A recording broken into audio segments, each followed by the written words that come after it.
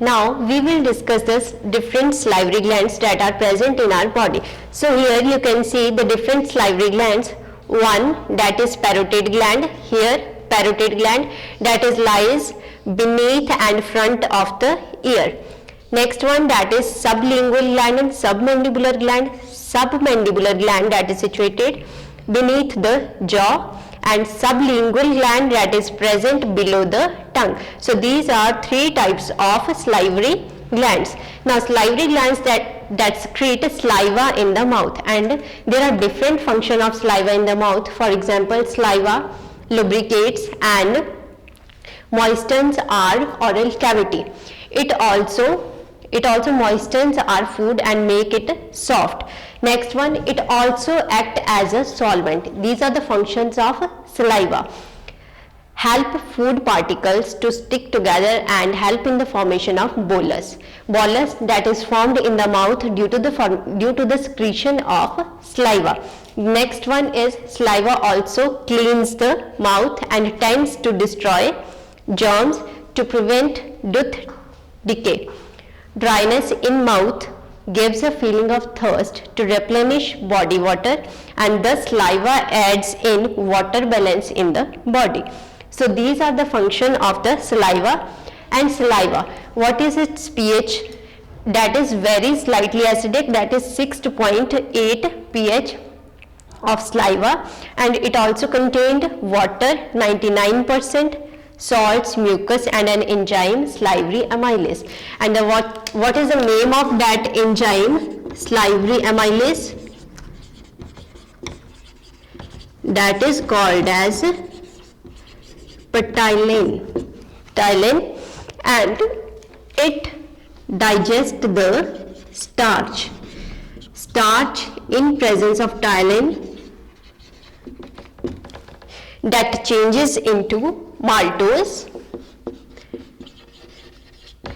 disaccharide. So starch digestion starts in mouth due to the presence of an enzyme, that is ptyalin, salivary amylase, where starch that is converted into maltose. And all the functions of saliva, that is clear to you. Now swallowing and peristalsis. Swallowing means bolus that is formed in the mouth. Now that bolus that is pushed by the tongue. Tongue presses upward and backward. Tongue presses upward and backward against the roof of the mouth, and this forces the bolus inside into the throat or the pharynx.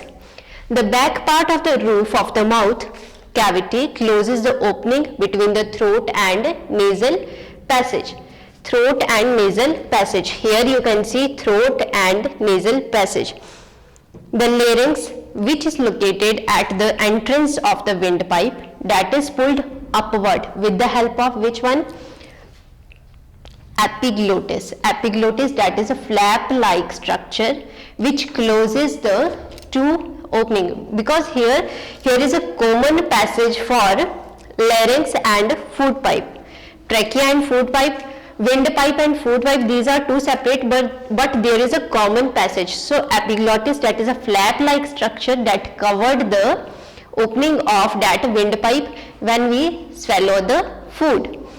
Now once the food reaches, thus the only passage available to swallowed food, that is gullet or oesophagus. Once the food reaches the oesophagus, so this tube that is known as oesophagus, it is only the passage, no function of this, only pass the food from throat to the stomach. This is the function of oesophagus, and it doesn't produce any digestive enzyme. It simply conducts food from throat to the stomach. Now next part, that is stomach. Here you can see the stomach. Stomach, that is an elastic bag located below the diaphragm, and it can hold 2 to 3 liters of food at a time. Now in stomach there are different gastric juices that released and that churn lining of the stomach.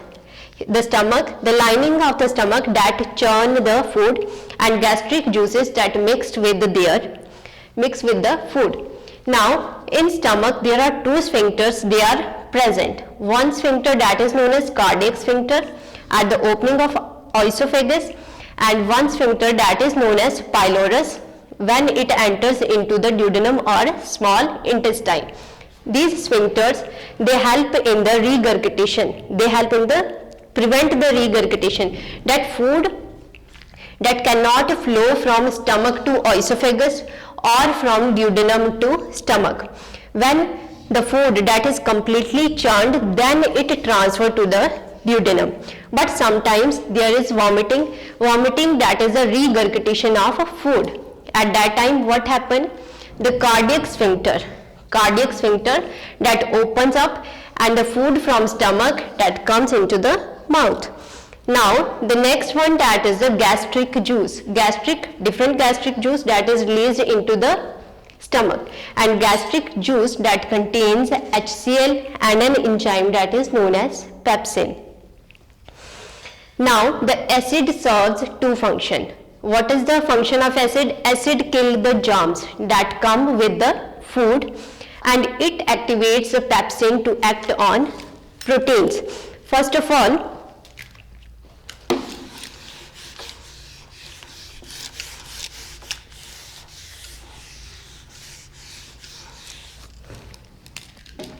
there is an inactive form, that is pepsinogen, that is converted into peptide.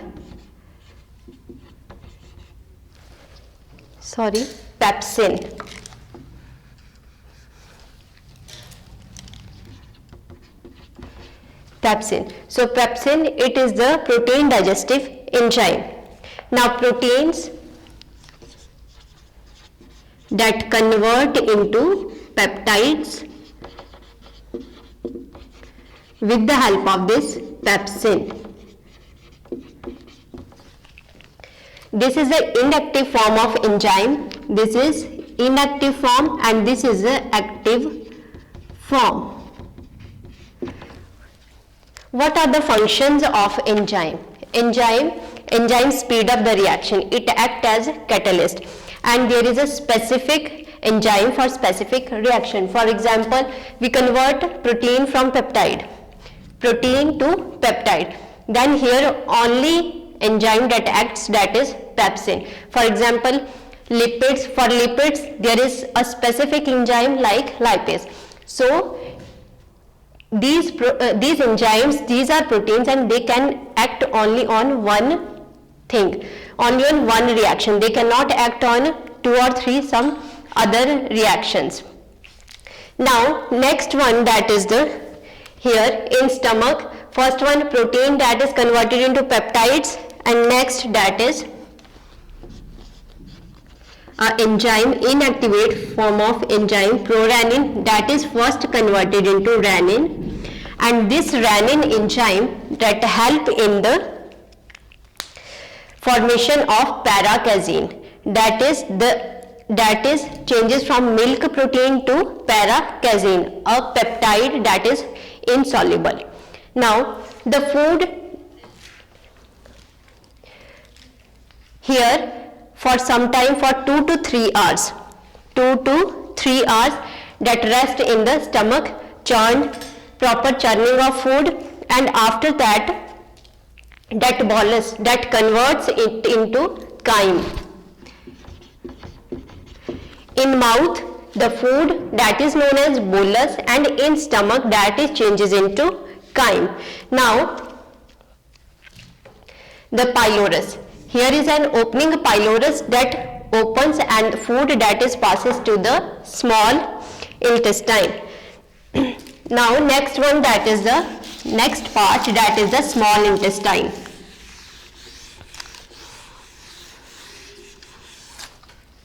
Small intestine, that is 7 meter long and it is highly curled.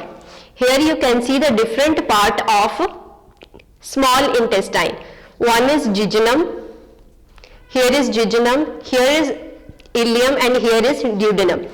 With the stomach, here is duodenum, this is jejunum, and this is ileum. So these three parts are of small intestine.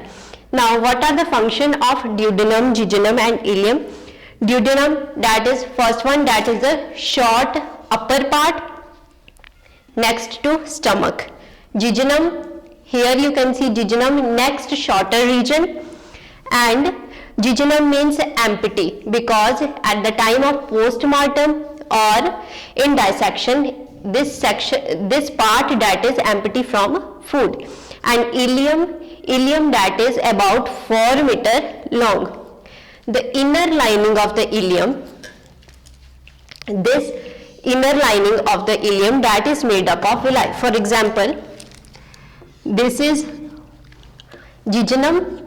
So in the lining there is present villi, projection, some projections, these are known as villi. And villi, what is the function of villi? Villi increase the surface area of the intestine. What is the structure of an villi? Here is epithelium,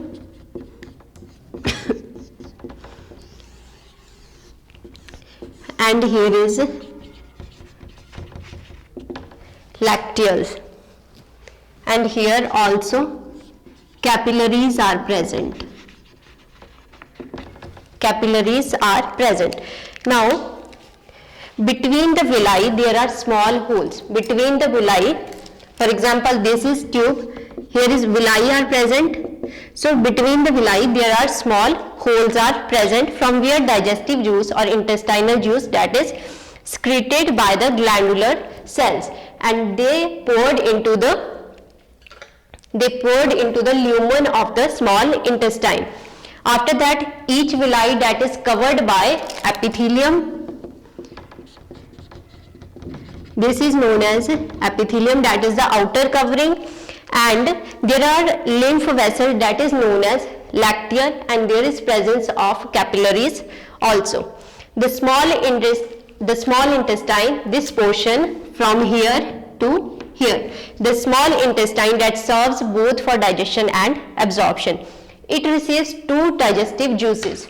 Two digestive juices from liver and from pancreas. From liver, bile, and from pancreas, pancreatic juice. Now we will discuss about the bile.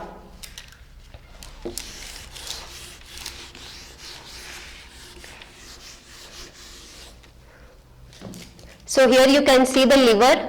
From liver, bile that is secreted into duodenum. There is a common duct that is entered into the duodenum. So from there, the bile that is reached to duodenum. Now bile, what is bile? Bile is a yellowish green watery fluid produced in the liver and which is transported through the hepatic duct. Here is a hepatic duct, and from here it is transported to the duodenum.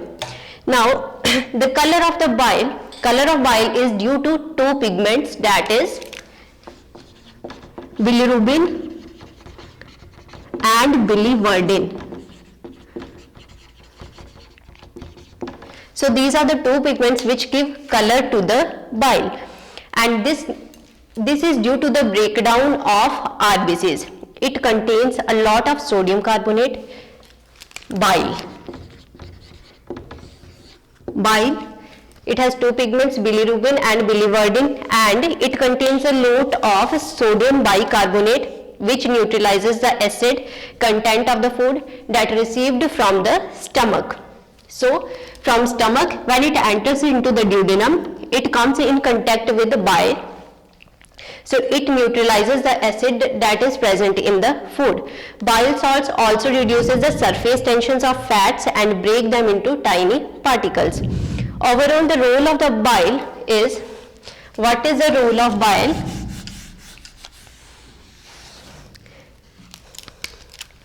It converts the fat into emulsified fat. Emulsification. So, with the action of bile, fat that is changes into emulsified fat, and also acidic chyme that is changed into alkaline chyme. So this is the main function of bile, to convert fat into emulsified fat and acidic chyme into alkaline chyme. Now next one, that is the pancreatic juice. Bile that is secreted by liver, and pancreatic juice that is secreted by pancreas. Now next one is pancreatic juice. Here you can see the pancreas. This is a whitish gland. Pancreas is in a whitish gland and located behind the stomach. It is located, here is stomach, so here is pancreas. Here you can see, here is pancreas behind the stomach. Now the pancreatic duct opens into the duodenum by an aperture that is known as bile duct. And pancreatic juice that contains 3 types of enzymes: amylopsin,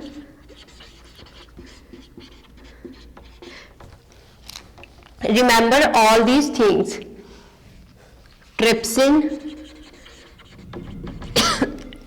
stepsin. So these 3 enzymes, these are secreted by the pancreatic juice. So pancreatic juice contains 3 types of enzyme: amylopsin, trypsin and stepsin. Now we will discuss the reactions of these all enzymes. What these enzymes do? First there is inactive form of enzyme trypsinogen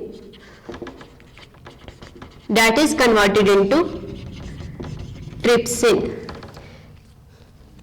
Then proteins and peptides, they are converted into smaller peptides and proteins, smaller peptides and amino acids with the help of trypsin. Here is trypsin.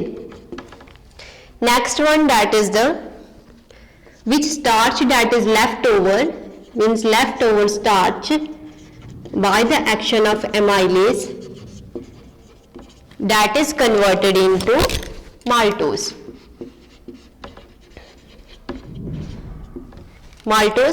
And the next, that is emulsified fat. Emulsified fat that is formed by the bile, that is again changed into fatty acids plus glycerol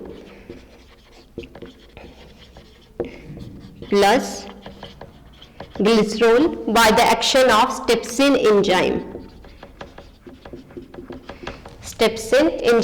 So with the trypsin, protein and peptides that changes into smaller peptides and amino acids, leftover starch that is changed into maltose by the action of amylase, emulsified fat that is changes into fatty acids and glycerol with the action of stepsin enzyme. Now this is the pancreatic juice. This is the function of pancreatic juice. Now intestinal juice. What intestinal juice contains?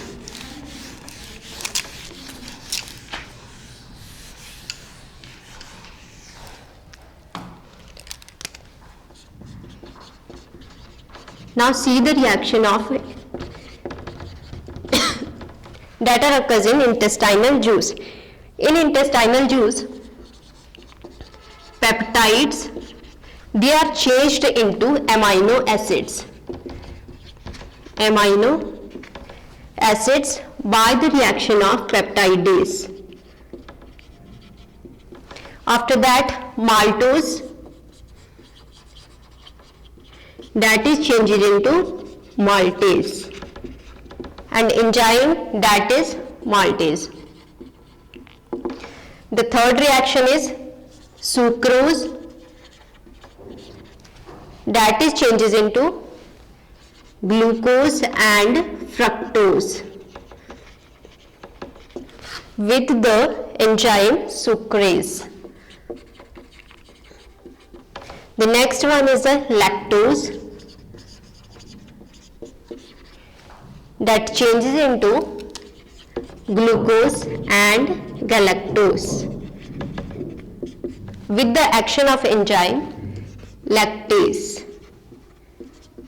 And the last reaction of this is emulsified fat, that changes into fatty acid and glycerol by the action of lipase. So intestinal juice contain several type of enzymes: peptidase, maltase, sucrase, lactase, lipase.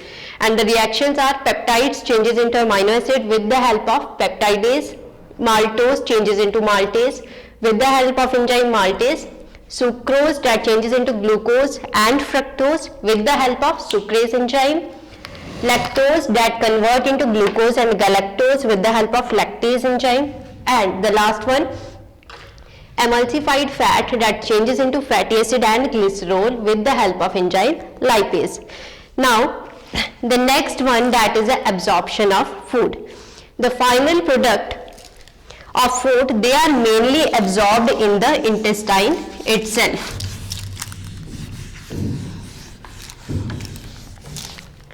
Now the amino acids formed and the simple sugars, they have relatively small sized molecules and which are absorbed through the thin membranes of thin epithelium of the villi and reach their blood capillaries, and that finally enter the blood circulation first to reach the liver through the hepatic portal vein.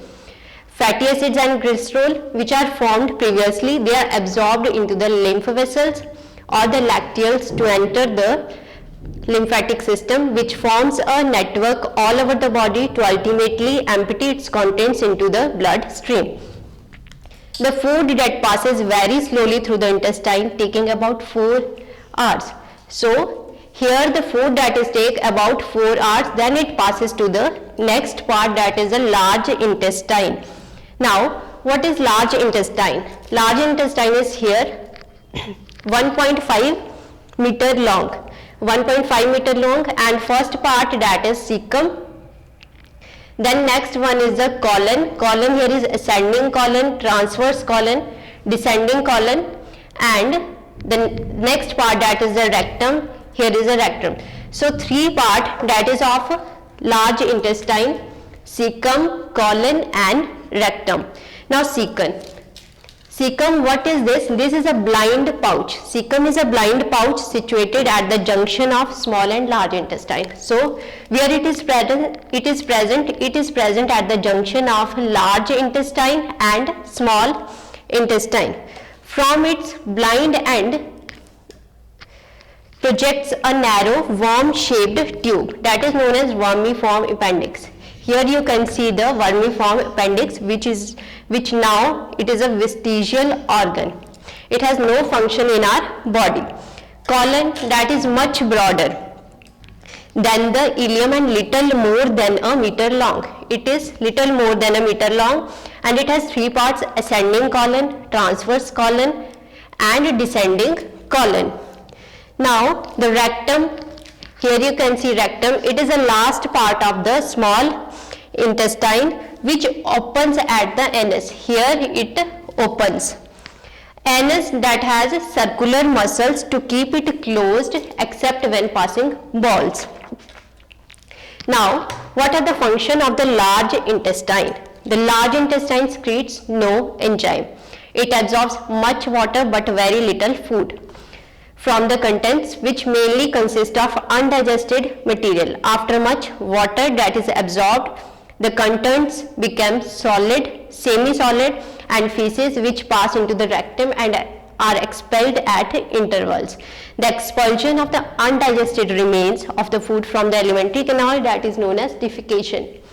Now the feces, they are normally composed of feces are nearly composed of what is the 75% water, 25% solid matter, which again consists of 30% dead bacteria, 10 to 20% fat, 2 to 3% proteins and 30% roughage.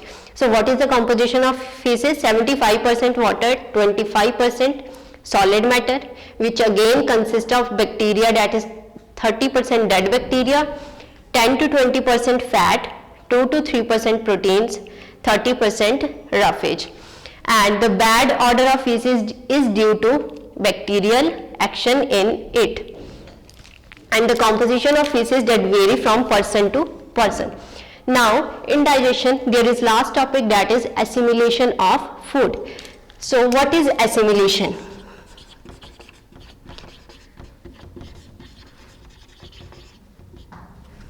Assimilation means the conversion of the absorbed food into body material. The food which is digested in our body, that is changed into body material, and the process that is known as assimilation. Here the different reactions are: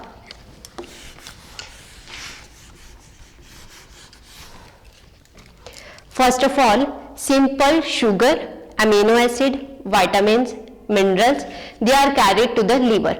These four things, amino acids, simple sugars, vitamins and minerals, they are carried to the liver. Here they are carried.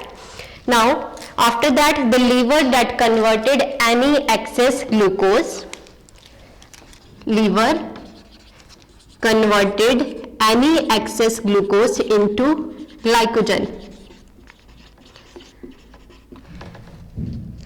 And this process that is known as glycogenesis. Why it is called as glycogenesis? Genesis means formation and glyco means formation of glycogen. So it is known as glycogenesis, which happens in a liver. After that, when needed, the liver converts this glycogen again into glucose, and this process is known as glycogenolysis. Lysis means breakdown. Here the breakdown of glycogen and formation of glucose. Then it put back the glucose into the circulation. Glucose that is required in the body tissues as a source of energy, and also in the synthesis of certain compounds. After that, amino acids, they circulate in the body and they serve as building block of proteins. So amino acids, they are building block of proteins. If there are excess protein in our body, then what happen? Any excess amino acids, they are broken down in the liver by a process called as deamination, in which the nitrogen containing compounds, they are excreted in the form of urea, and the remaining part form glucose, which can be utilized. So from here protein, we can also form glucose in our body. Next left, that is fatty acids and glycerol. Fatty acids and glycerol, they are absorbed by the gut and transported mainly through the intestinal villi and lymphatic system. Some fats, they are used in the synthesis of certain compounds in the body cells, and the excess quantity that is deposited, fats which are in excess, that is deposited chiefly below the skin as subcutaneous fat or around certain visceral organs in small quantity. So it is all about the digestive system. And the last process, that is assimilation, where glucose that is converted into glycogen, and it can also reconverted into glucose, and the processes are known as glycogenesis and glycogenolysis respectively. Amino acids, they are changed into proteins, and these proteins, they can form other parts, also maybe glucose, and fatty acids that changed into glycerol. Now the liver. What is liver? Liver is the largest gland of our body. Liver, it is the largest gland of our body and weight about 1500 gram. 1500 gram. And the organ that is located in the upper right side of the abdomen, upper right, then it is a reddish brown organ, and located where? In the upper side of the abdomen. Here is the abdomen and it is located in the upper side of the abdomen, just below the diaphragm. Now what are the function of the liver?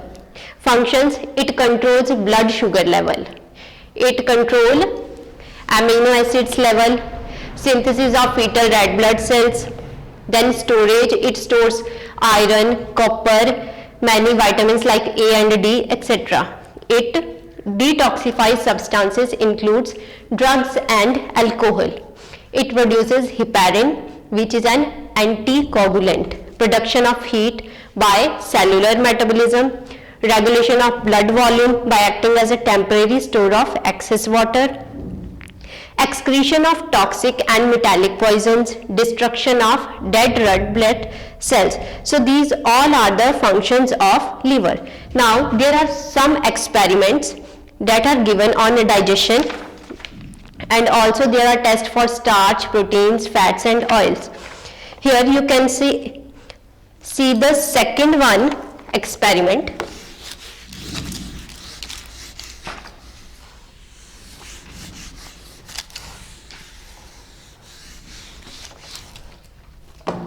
Now, what is in this experiment? The action of pepsin on egg white. First of all, the first step is stir white of an egg in about 500 ml of water. So, take white of an egg and stir in about 500 ml of water. Boil this mixture and filter it through the glass bowl. The filtrate, it must be a cloudy liquid, and then after that take 4 test tubes and mark them A, B, C, D.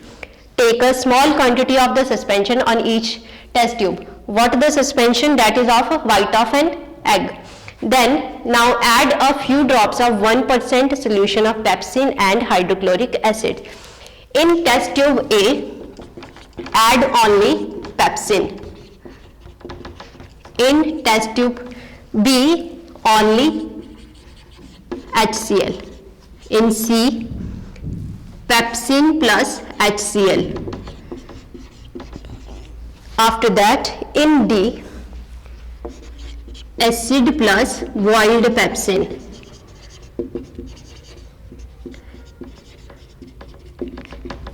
Now, what is the observation? First of all, add these.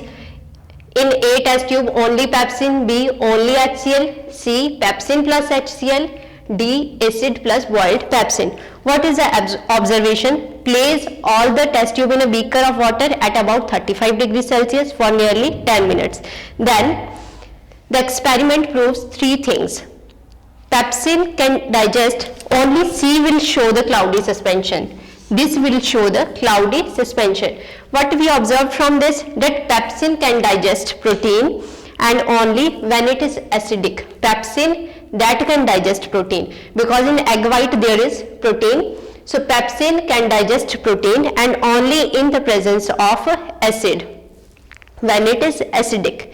Acid alone has no effect on the protein. When there is HCl, no effect on the protein, because there is an absence of pepsin enzyme. Next one, boiled pepsin. Here acid is also present, boiled pepsin is also present, but boiled pepsin fails to convert the pepsin into protein. In other words, the enzyme pepsin is destroyed by heat, because enzymes, when we heat, they are destroyed.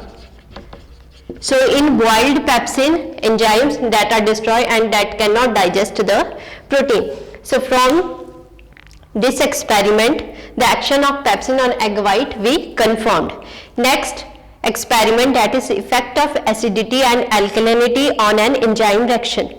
Now take the same suspension, that is of egg white, and take a 5th test tube E, in which take the white suspension and add it to a smaller quantity of pepsin plus a few drops of mild sodium carbonate to make it alkaline and keep it at 35 degrees Celsius. No change will be noticed in the cloudiness of the suspension. It proves that the pepsin doesn't act in alkaline medium. Pepsin only acts when there is a presence of acid and pepsin. Then it digests protein. When it is an alkaline medium, it cannot act on the protein. So this is the criteria for an enzyme, that it acts on the in the presence of acid. And enzymes that only acts at an specific pH. Now there is practical work on food test. Now see the last test for fats and oils. You can do this experiment at your home. Rub a piece of groundnut, walnut, a piece of butter on a plain paper. Take a plain paper and rub a piece of groundnut or walnut or a piece of butter or piece of a butter. The spot rubbed turns translucent, especially when viewed against light. So the presence of fats and oils can be confirmed by this experiment. Now with this, all the chapter that is completed. In digestive system, what we discussed: the digestive system, alimentary canals, the digestive glands, structure of tooth, salivary glands, swallowing and peristalsis, the esophagus, stomach, small intestine, large intestine, and the functions of liver. Now what is your homework? This is your classwork, and what is your homework? Solve all the exercise, all the questions that are given in your end of the chapter, and also thoroughly revise the chapter. Thank you.